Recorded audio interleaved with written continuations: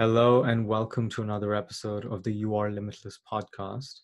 It is an absolute pleasure today to have my best friend, an amazing human being here on the show. We're going to be doing basically a live jam session. We've had such interesting conversations, such amazing conversations the entire time we've known each other. Mm-hmm. We've gone to such really cool places that we were thinking, what better way to expand the impact of these conversations than let you in on it. So we're just going to be talking as if there's no mics here. And you're going to learn all about a concept that Boris has been pioneering, really, which is Society 2.0. And what a time for humanity to collectively really just ascend in their level of consciousness so that we can usher in a new world that we live in. So Boris is a futurist. He spends a lot of time thinking about transformative technologies, just ways in which humanity can make huge collective transformations for the betterment of every living being. He is a fitness junkie, and hopefully we'll get to that too, because his way of moving his body is actually pretty special, and it's almost a lot closer to Zen meditation than movement and fitness. So he's also a huge pioneer in the field of plant medicine and blockchain and so many other things. So without further ado, Boris Peysakhov. Hello, everybody. So let's start with arguably the most pressing topic, which is Society 2.0. Why now? And really, what is this idea of Society 2.0? Sure. Well, I guess let's get into the idea first, and then we can figure out why now. I mean, Society 2.0 is basically my idea, and other people as well, of what society is going to look like within the next 15 to 20 years. I would say more likely 20 years. And I talk about this. I've been talking about this, and I come to this idea not just out of dreaming or hoping, but I see the tools that are available. I see the technology. I see the massive shift in consciousness, and I use all this information from all these different areas to come to a conclusion. And to me, a conclusion is based on all of this. And the conclusion is that within 20 years, we'll be pretty well on our way into Society 2.0. Right now, we are in a place where we're transitioning from Society 1.0 into Society 2.0. So what is Society 2.0? It is a place that's not perfect, but very beautiful. Human beings operate more from the heart, and it's more of a whole body approach to thinking and making decisions and being conscious, versus currently, even though we are shifting very quickly, we primarily operate from here. And this brain is beautiful, but unfortunately this brain is largely run by the ego, and there are constraints in making more intelligent decisions and being more compassionate and loving. So we're at a place when we've integrated all three brains, the heart, the gut, the head, and they're all working with one another beautifully. It makes for a much more of an evolved version of a human being. I mean, reduced rates in crime, less corruption in the government, less war, less hate, and on and on and on. This is a society that operates primarily from the vibrational frequency of love, than from the vibrational frequency of fear, right? There's two spectrums, love and fear. So right now we're kind of in the middle, and we're slowly progressing to there. The society uses different tools that are available, such as various forms of plant medicine, MDMA assisted therapy, whether it's ayahuasca, iboga, doesn't matter. Depends on what you do. The society is much more advanced in science and modern medicine. I mean, I'm saying that the technology is pretty much here.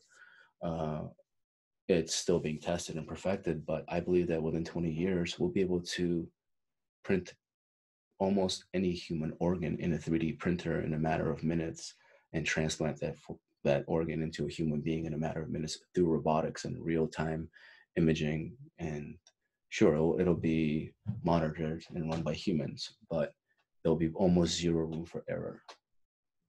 So therefore, the lifespan of human beings is about to increase exponentially. That stem cell technology, exosomes right now, an exosome treatment is about 5K for an IV. Within 20 years from now, it's going to be $50, $25, and you probably won't need to get, ideally, like if you can get an IV right now on a monthly basis, you could really regenerate your entire body, hypothetically, based on what we have, the information we have today. Within 20 years, it'll be a single IV a year, because the stem cells will be type of stem cells will be able to slowly integrate in your system in a matter of months, years, regenerate. So what I'm trying to say is, I don't believe that physical health is going to be much of an issue within 20 years from now. So society operating from the heart, we're much more healthy. Many of the jobs that we have today will be eliminated and replaced by robotics and partial artificial intelligence.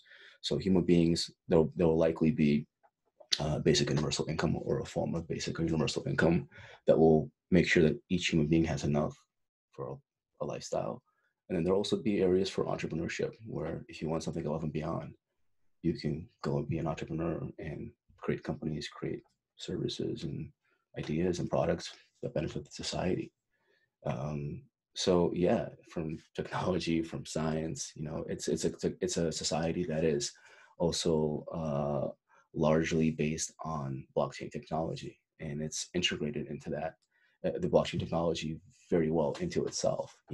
Voting is done on blockchain technology, so there's almost or no room for corruption as there is today. The Internal Revenue Service, the IRS, is on a blockchain, so we know that every single tax dollar that we pay is accounted for. We know exactly where it goes, who it goes. We know what every single politician is paid, what every single project is costs, where every single penny goes. I mean, it's my belief that a lot of the tax revenue that's collected today goes into people's pockets and doesn't get to where it's supposed to be. So it's just a much more mature version of our society today, and I feel that we are well on our way. Why now? Well, look, it's very simple. Look what coronavirus has done, and we won't go down that rabbit hole. But look what's happening just in generally. Number one, people have never been so afraid. At least not in the last 100 years. I don't think. Number two, there's a mass shift of consciousness happening. I mean, today is a Saturday, we're recording this, and as we sit here this weekend, my estimation is at least 300,000 to 400,000 people around the world are experimenting with psychedelics. Many of them to party with, many of them as medicine, right? It's a tool. It depends on how you use it. And that completely shifts the way a person feels, the way a person vibrates. Paul Stamets talks about how psilocybin makes for nicer people, and men who have had at least one psilocybin session in their life are significantly less likely to ever be involved in a domestic abuse case. What does it do to the brain? What does it do to the body? So right now is the perfect time. We're already moving there. And I believe that for me personally, the reason for my timing is, aside from the fact that all of the factors are there, a lot of people are consumed by the media and all the negative shit that's happening in our world.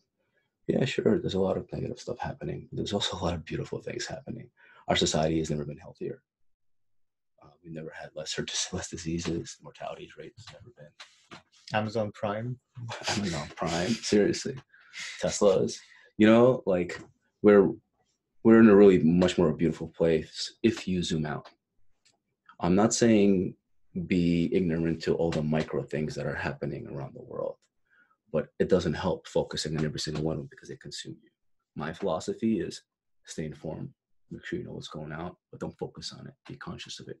Still zoom out and still navigate your space, your life, to a place so that it doesn't affect you on a daily basis. Because whether you're in it, it's not going to make a difference for you. So Right now is the perfect timing, and people need to have an idea, in my opinion, a vision of what the future can look like. And this is really important, right? Because the reality, the world that we're living in right now, society 1.x, is really a product of our collective consciousness. It's the reality we're all collectively putting our attention and energy and our belief on, which is why it exists in the material reality. And if we can shift to agreeing, having this global consensus on a different kind of world, then we would literally step into that world. Exactly. And, you know, this is only possible when enough people have a shared understanding of what the goal is, what the target is, what is it that we would like to collectively manifest. Because when we manifest unconsciously, because we're manifesting all day, every day for our entire lives, whether we are aware of it or not, the unconscious manifestation looks like COVID, right? Because that's a product of our collective unconscious, the unconscious that is full of trauma, that's full of emotional pain, that's full of really repressed anger and rage, that's full of scarcity and a lot of, you know, deep sense of unworthiness and guilt and shame. This is the energy of the world right now. And that's creating the world around us that appears to us in reality, quote unquote, as COVID, as the whole, you know, racist, race wars, all that stuff, you know, that appears in the form of so much chaos and disorder in the system. And so this point can't be underscored enough. And, you know, one of the ways in which you are choosing to live your life is you're bringing the awareness of this possible destination to as many people as you can, because one of your beliefs is that if you can allow enough people to see this as a possibility, then, you know, as a collective, we can really bring that into reality. We can co-create it together. It's basically an intention that we share. And when multiple people share an intention, it becomes very, very powerful. When hundreds of thousands of people or millions of people share an intention, it becomes very, very powerful. And like you said, exactly, that's exactly what I'm trying to do. I'm trying to paint a picture that's very possible. And I will be interviewing experts in every one of these fields, from blockchain technology to science to plant medicine, etc., that will talk about how it's possible to get to that place realistically. Yeah. It's not just a pie in the sky dream. It's possible. Technology, the framework, a lot of it's already there. We just need to now co-create it mentally and emotionally and feel that place and really understand that place and be excited about that place. Right. And together we can actually co-create that place. We can change the current reality and catapult ourselves into that place in the next several years. And, you know, I just want to underscore here, when Boris says that place, it appears like that place is out there in the future, or it's some distance removed from us. But this sort of a society-wide transformation actually happens in a series of instantaneous moments. And that's how we shift the frequency that we're operating at, that we're living at. And that frequency shift it's an instantaneous act. It may take, you know, some time for the consensus algorithm of humanity to line up, but the shift is instantaneous. Now, one of the core defining aspects for me for Society 2.0 is a society that is based in this idea of collaboration and cooperation rather than competition. Because right now we live in a society that is fiercely competitive because it's based around this idea of lack, where there isn't enough. And because if you think that there isn't enough, you're going to be competing for resources. You're going to be competing for money. You're going to be competing for self-worth. you'll be competing for, providing for your basic needs and then on. And this sense of competition really puts a divisive and often violent edge to how we operate together. But a society based on collaboration and cooperation is based in this idea that there is no competition. It would almost be like saying that my right hand competes with my left hand for resources, because both my hands are part of the same organism, the same whole. And therefore, different aspects of the whole do not need to be in an adversarial relationship to receive, what they need: energy, nourishment, attention. And one of the ways in which we shift to this higher frequency as a society is if enough of us individually shift to that frequency. Correct. Right? So let's talk about... And the frequencies are fear and love. Right. I mean, eventually, once we get to the trauma. Right. And because all of our fear is really the fear of death, because the ego is always just deathly afraid of its own death. Yeah. And lack is caused by fear. Exactly. So let's jump in and talk about this idea of a frequency and vibration, because a lot of people talk about this sort of thing, but it's often explained in a super spiritual or esoteric way, right? Which can be a turnoff for a lot of people. Yeah. And so let's take a stab at really unpacking what is this concept of frequency, what is this concept of vibration, and why is this important? Why is this so important for everyone to really understand it, but also use it?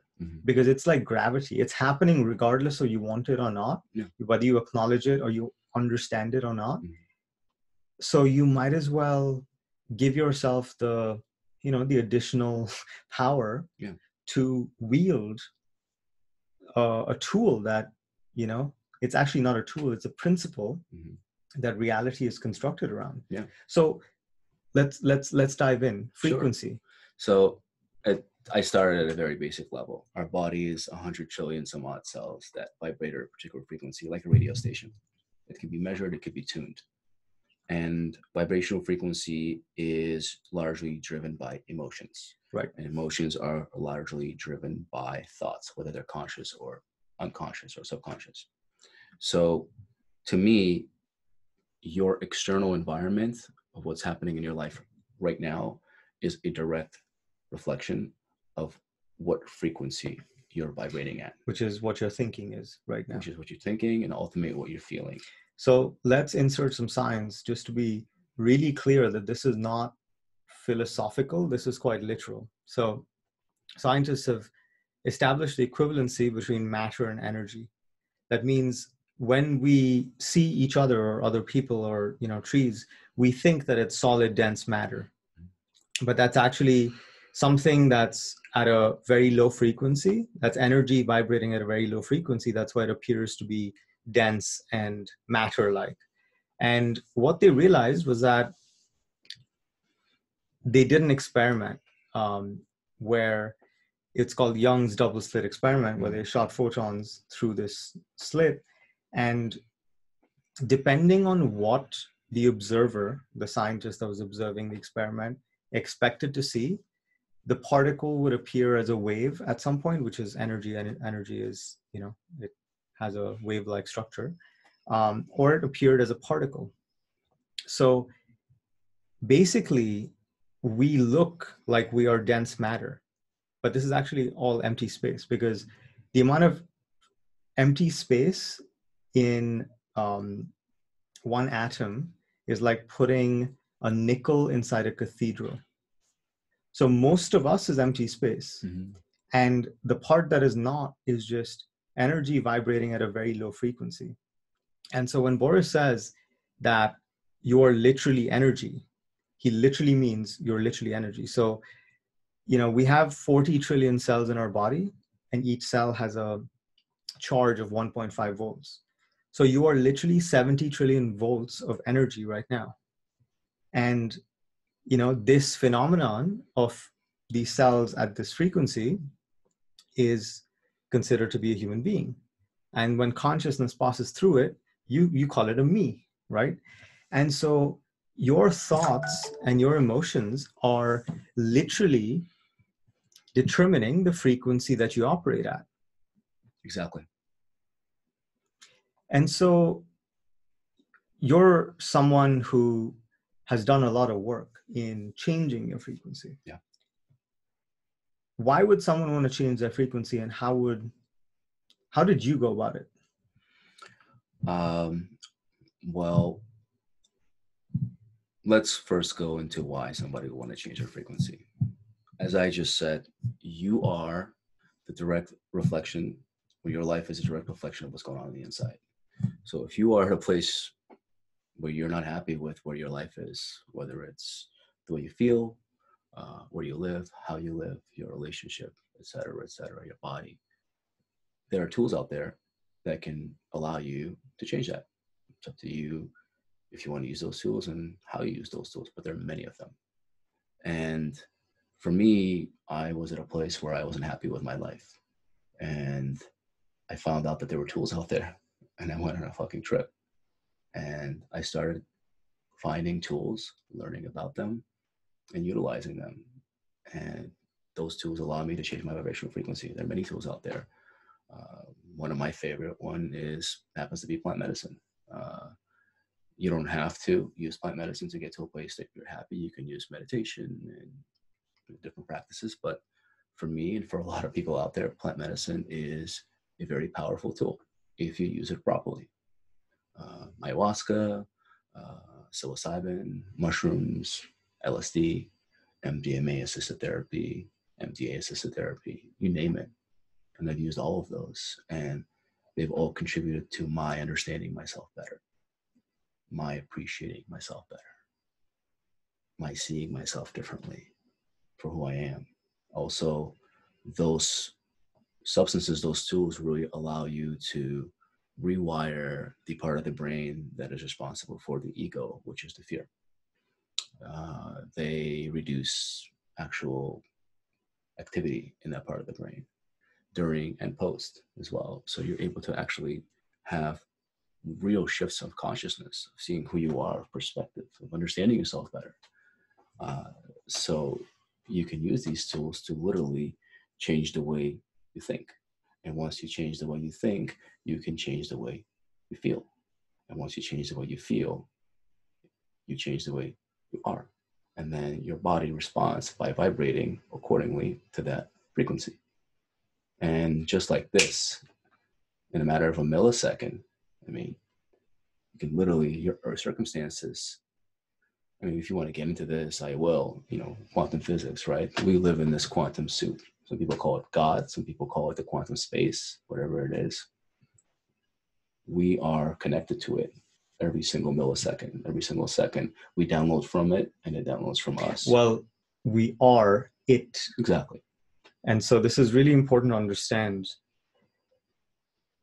We think that this idea of God or the quantum field or source, whatever word you want to use to describe it, and this is not a religious conversation, this is just science. We are not separate from it. We're not separate from the source of infinite possibility. We're not separate from the quantum field or God. Each one of us is an expression of it that is refracted through your mind and your body.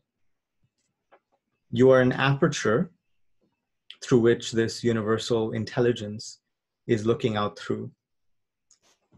And the reason why you exist is because refracting out through you is the only way it can know itself. And so a way to think about this is, when you look out with your eyes, can you see your eyes?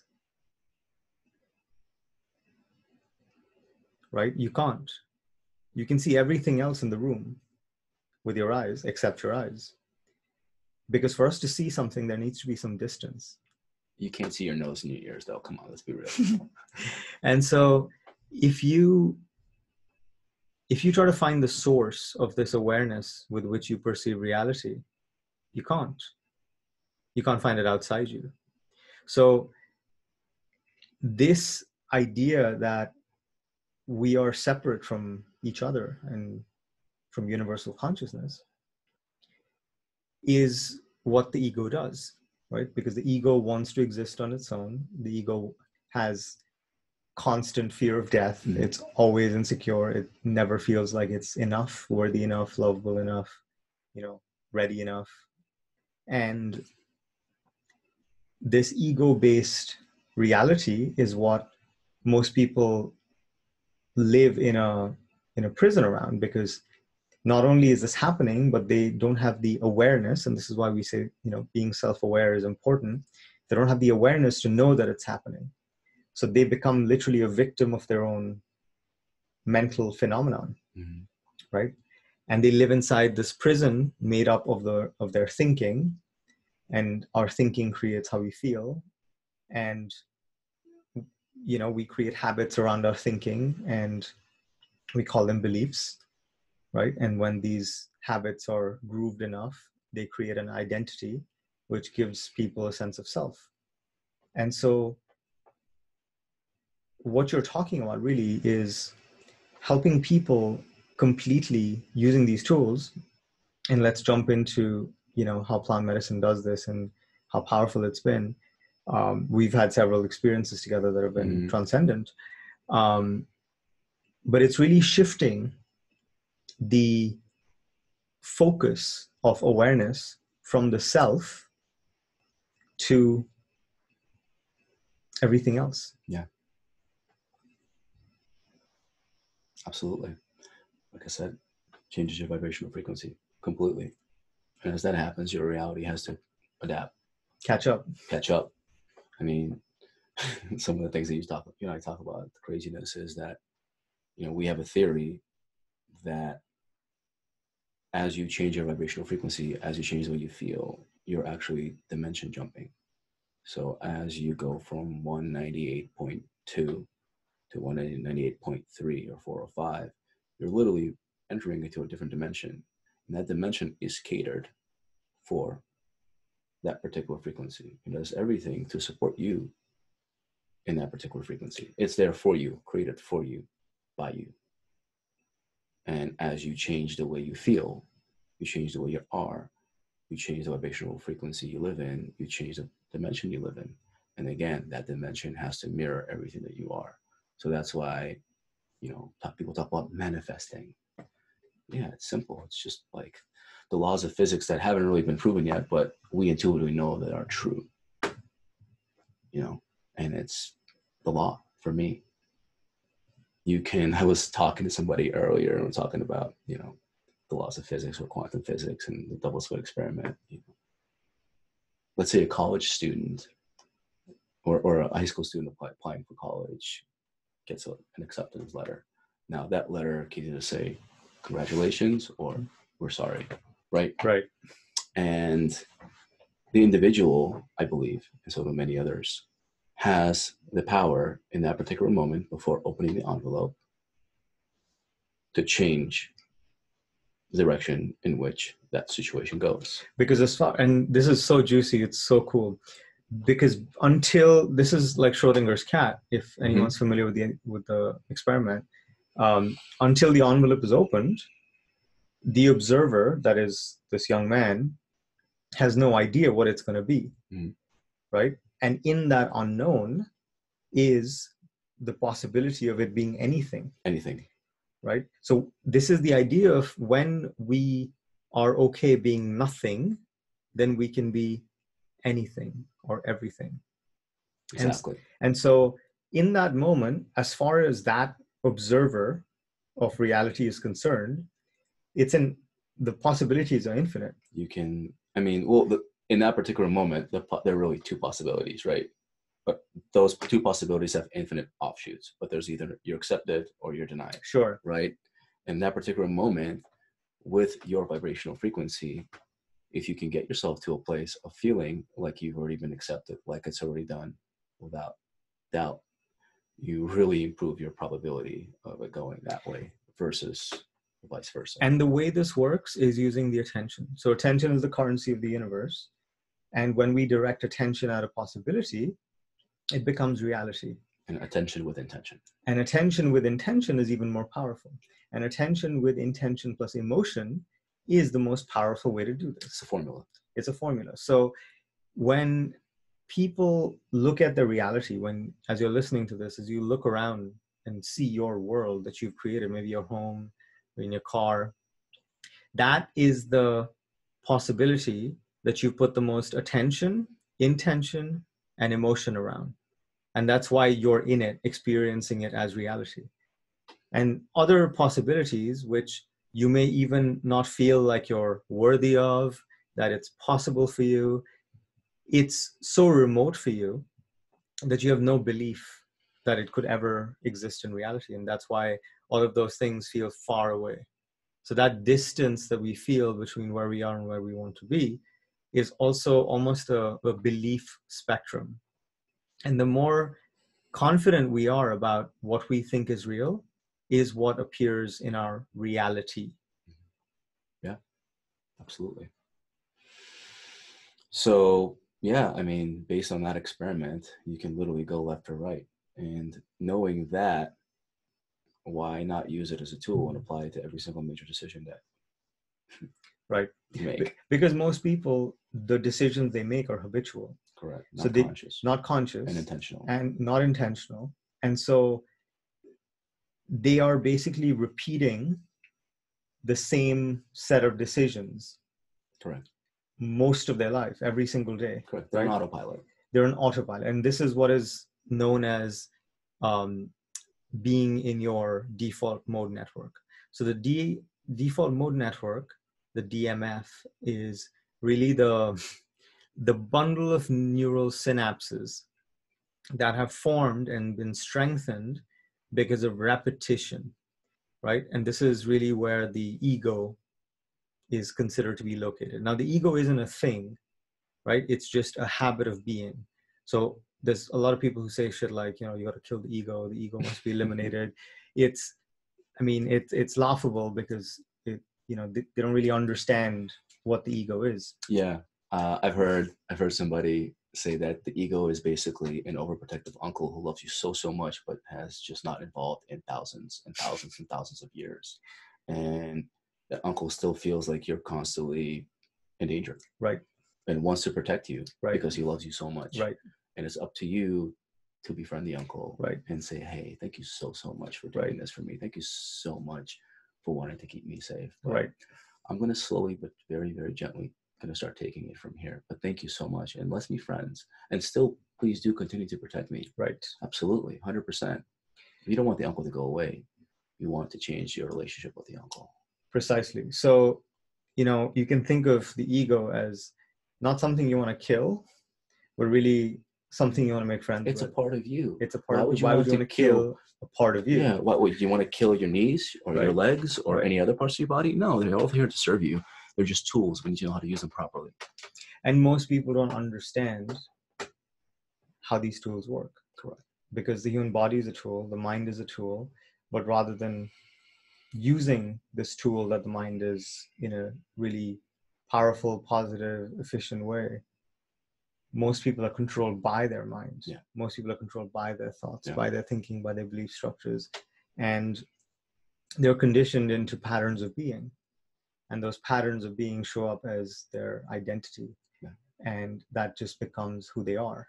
And once people give up, on growing and they decide that this is who I am and that's it, they're basically locked into the suffering that they create for themselves using the same thoughts. They're not expressing themselves. They're not being authentic to themselves. Right. The body is in dis-ease. Right. It's in constant state of contraction. And stress and fight or flight. And that leads to diseases. Right.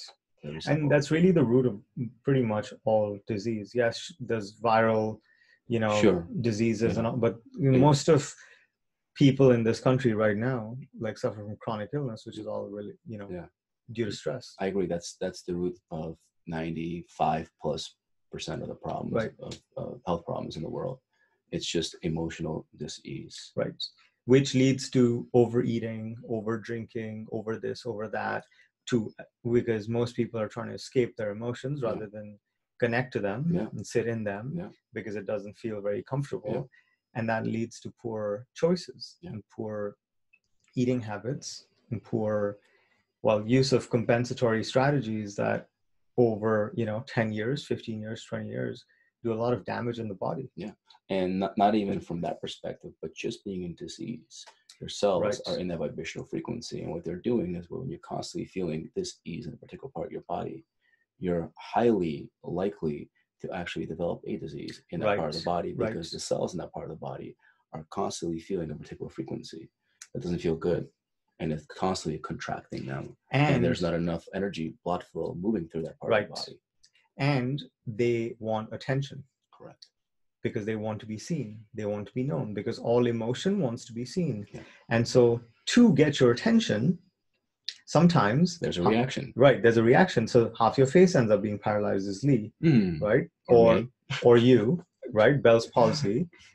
And that's like, hey, I'm not taking no for an answer. Give me attention right now. Pretty much. Right? Yeah. Because your face is like, when stuff happens to your face, it's like your body needs you right now. When your face stops working, you probably should listen. Right. But it comes up in the form of, gaining belly fat. Mm-hmm. Like that is the body preparing to survive because it thinks it's going to die. Sure. Right? Or, there's diabetes, there's all sorts of, liver issues, kidney issues, muscles being tight. Muscles being tight is literally your body saying, hey, I'm under stress. Yeah. I'm under stress. Yeah. Whether intentionally or not. Exactly. And so all of this pain is basically the body's cry for attention. Yeah. 100%. And what do most people do? They take some stuff to numb the pain, they run away. To dissociate from it, to run away from it. They run away. Right. Most of us, not they, most of us run away, and you see it in every single facet. You and I have done it for years. We were experts in that. Yeah. 100%. Still are. Yeah. I mean, people will climb Mount Everest just to run away from emotional discomfort. People will jump out of a plane. Don't get me wrong, I'm an adrenaline junkie, but one of the reasons why I'm an adrenaline junkie, because it feels so good at that particular moment to not feel the emotion from which you run all day, because the adrenaline takes over and numbs the body. Well, or caffeine, or alcohol, or anything else. Yeah. But I think it would be fair to also recognize the innocence that's at the heart of that behavior. Sure. Because every human being, I think, is trying to do the best that they can given the thinking that appears real to them. And so it's every human being's innocent attempt to shift to a higher state of feeling. 100%. Right? We're all trying to self-soothe. And, my question always goes towards not why the behavior, but why the pain. Mm-hmm. Right? Where did the pain come from? And how do we give it the love and attention and respect that it wants? Yeah. Because that's an aspect of us. And that's an aspect of us that wants to be understood. It wants the light of our awareness to shine on it, to really be devoured by it. And as a society and as people, we're in a lot of pain. And this pain is passed down from generation to generation until someone's brave enough to feel it. That's trauma. That's generational trauma. And, in this country, like you come from a part of the world where there's been a lot of war, there's been a lot of violence, there's been a lot of atrocities, and we carry the imprint of all of this pain in ourselves, mm-hmm. right? And this is why in Ireland, there's a much higher rate of alcoholism because of the famine and the war. And so there is almost a predisposition that we, come into the picture with. Sure. And then the environment, of course. And the environment, exactly. So how has this, because I know you've done a lot of work recently in terms of really turning towards your pain rather than turning away from it. Mm. And you've really committed to this process and gone, head to head with yourself in a way that's really hard for a lot of people to do. So what have been some of the things that you've walked away with as, perspective and insight?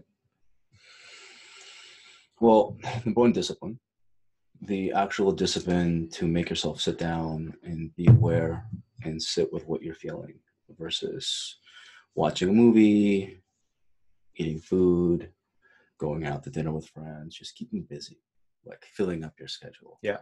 We all do that. And I used to do that. And I still do that in some ways. But more and more so am I beginning to actually feel and allowing myself to feel the emotion without judging it. Yeah. Just if I'm feeling a particular type of anxiety or a particular type of emotion in a part of my body that does not feel pleasant to me, I have learned to just sit with it and hold space for it.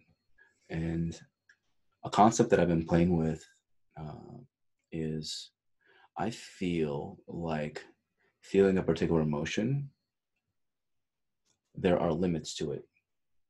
So, for example, we have a bucket. Imagine there's an empty bucket. And every day as we're going, navigating through life, working 9 to 5, we feel that emotion just a little bit. That's a drop of that emotion into that bucket. And as we go through life, there's a drop here, a drop there, because we feel it. And then we make ourselves busy. We feel it for a moment, and then we run away from it. We distract it. We keep on doing it until that emotion just wants to be felt. That's all there is. It wants to be felt. And the bucket is full now. It wants to be acknowledged. It wants, as you like to say, to have a place at the table. And once you're able to get to a place where you can sit down quietly for 10 minutes at a time, 15 minutes at a time, however long you can, light a candle, close your eyes, and actually just allow that emotion to be felt and to be there. And what I say is, listen, you're here. Welcome. I don't have to like you. I don't have to love you, but I'm here for you. And I know that you're here and I respect you. And whatever you want to feel, go ahead. So what that does is, versus you putting a drop into a bucket here and there, you just open the fucking faucet. I know the bucket's filling really, really fast. And I believe that there comes a point to where the bucket overflows. And that is when your relationship with that emotion has changed and shifted perspective. And that emotion is no longer negative. It's now positive. You understand it differently. You befriended it because you've taken the time to actually feel it. And the only way to understand it is to feel it enough times, enough amount of times, enough of the bucket, until you actually really understand what it is. Because that emotion is there for you, not to you. That emotion is there to teach you something about yourself, about your body, about your life. And the best thing you can do is just to sit with it and allow the bucket to overfill. And plant medicine is quite prolific at creating a state where this emotion can be felt, it can be touched, it can be processed, it can be allowed to flow through. Yeah. And, we're seeing, MDMA is phase 3 FDA trials. We're going to see a wave of tools. There's just more and more tools of this nature appearing, which allow people to really explore their experience. Yeah. Really explore their emotions, really explore. And, we are a society in dire need of that. In June of this year, 11% of the country had suicidal thoughts. And that's a very sick and troubled society. Mm-hmm. Yeah. Right? Like 11% of 380 million now? That's a lot of people. Yeah. That's a lot of people who are suffering, and all of our suffering is self-created. Yeah. And this is the illusion that we live in,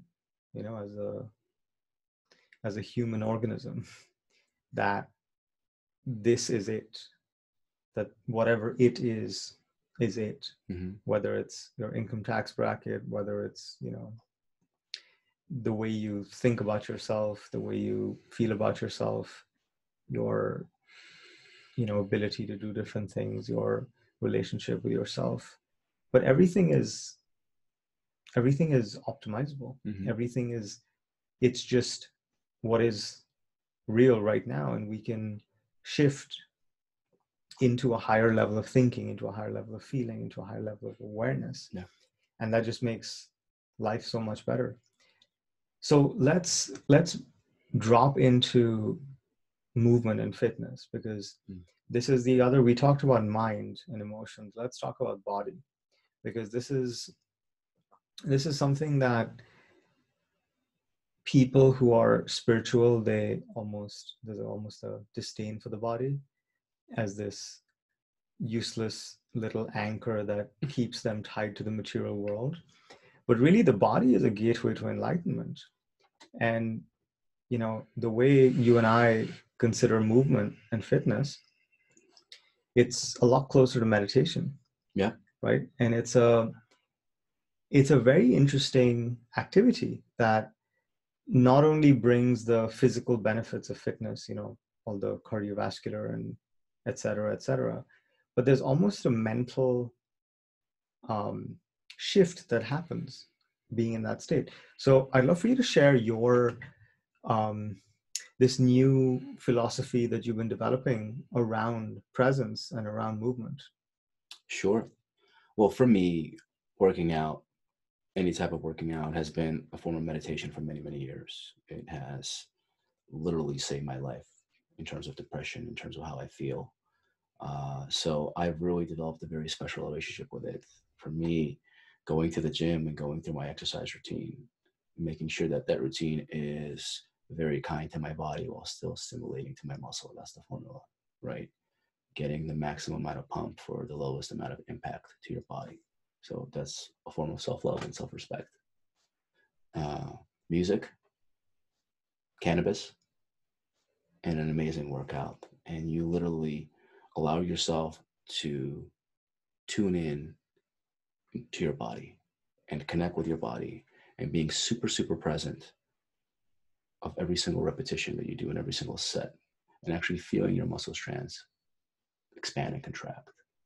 And that level of connection to me is super, super deep. And the level of pump and stretch I'm able to get and movement is unparalleled when I'm not conscious, when I'm not present, when I'm just going and moving weight. You can move weight. There's people that go to the gym to move weight, and that's wonderful. That's a sport on its own. And there are people who go to the gym for particular type of results. For the pump, I'm there for the pump. I'm there for the stretch. I'm there for the movement. I'm there to feel my muscle strands. I'm there to feel my body, to strengthen my body, because my body is my beautiful vessel, my beautiful vehicle that carries my soul. And I want to make sure that this vehicle is as well equipped as possible so it can carry my soul to the place that it needs to go for however long I need to be here. Like, people talk, people think I'm crazy. I talk about this. I'm planning on going until 300 plus. I'm planning on going until I decide that I'm done here, not my body. And there are tools out there right now that are looking really, really good. And within 15 to 20 years, these tools are going to be very easily accessible. Let's talk about them, because you've been already dabbling in this. Well, number one, plant medicine, deeper connection to your body. Number two, science of medicine, stem cell technology. I mean, the NAD treatments. I get an NAD treatment once a week. So let's unpack that. What is NAD? So NAD is, I forgot what it's nicotine or something. It's a very long name, but basically what it is it's a compound that our body naturally makes, but getting exogenously really supports it. And at its core, what it does, it goes into the cell and it goes into the mitochondria of the cell. And the mitochondria, for anybody who's not familiar, is basically the battery of the cell. As our cells multiply and divide and make copies of themselves over the years, the cells are not as strong. The mitochondria is worn out. So we basically get to go in with NAD and recharge that cell. And NAD also begins to, one of the first things that it does is it attacks in regenerating and recharging cells that have been damaged in your body. With cancer, it's a little bit different. Actually, there have been studies done that people who have certain forms of cancer, NAD actually assists with or it actually causes the tumor Cancer cells to, cancer cells to even grow further. Yeah. So they're still working on that. But for a generally healthy person, it's basically rejuvenation for your body. And I get, it's been my commitment to once a week get 1 cc of NAD plus, all the other supplements that I take. I'm a supplement junkie. So supplementation is huge, proper supplementation.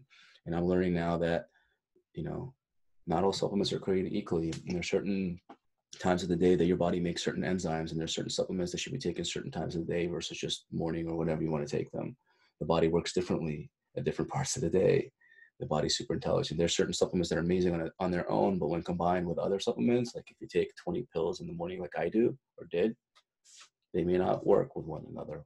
They may not work well with one another. They may cancel one another out. The result may not be beneficial. So we're still learning all of this, but there's so much information. And again, with stem cells, with stem cells, all the research, especially mesenchymal stem cells, which are basically stem cells that are derived from female placenta. Those are amazing. Those are powerful. Imagine if you got, our friend Baldo and I were talking about, imagine if you got an IV, a stem cell exosome IV every week for 12 months. What would that do to your body? Regenerate every cell, basically. I don't think the experiment has been done, but I'd like to be one of the first ones to do it because I love experimenting myself. So that technology is going to be available, and it's going to be very easy, much easier to keep this vehicle of ours in a pristine condition, and which supports us in actually doing the work on the inside, the inner work, which is the real work, which is always the real work. Yeah, part of the formula, major formula, but yeah. So what are you going to be doing in the next few months to bring this vision to more people? I'm launching a podcast called Society 2.0, and I've been going on a bunch of podcasts, friend podcasts, and kind of very briefly introducing this idea. And I will be talking about what Society 2.0 looks like, and I will be interviewing different experts from different various fields that further explain why the society is possible. And my goal is to paint a very clear picture as to what this idea of society looks like. And hopefully, if there are people out there who resonate with this idea, we can co-create this and begin to co-create this together with just nothing but our imagination and intention and feeling that place. And slowly, my intention is to have people on this side who are currently focused with everything that's going on in media, mainstream media, non-mainstream media, all the shit, all the posts on Facebook that are real or fake or who the fuck knows, to slowly get them out of this vibrational frequency, out of this environment that's super toxic and not helpful, into this perspective, which is an environment that's filled with love and hope and compassion, and have them actually see the society that we can create together. And from there, from that feeling, we can actually address all these problems much more efficiently.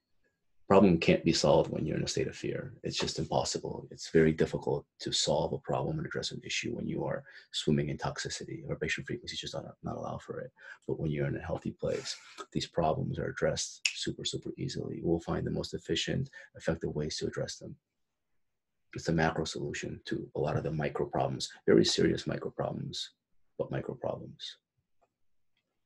So if you resonate with what Boris is saying, if you feel a part of you really stir up and wake up by his words, then definitely head on over to follow him, because this is going to be really the ushering in of a new age.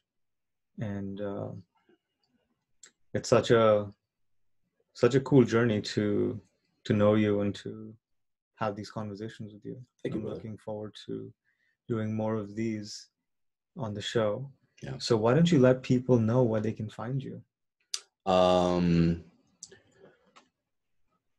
Well, the YouTube channel for Society 2.0 was just created. There are no podcasts there yet, but there will be podcasts coming in the following weeks. So you can just search for the Society 2.0 podcast.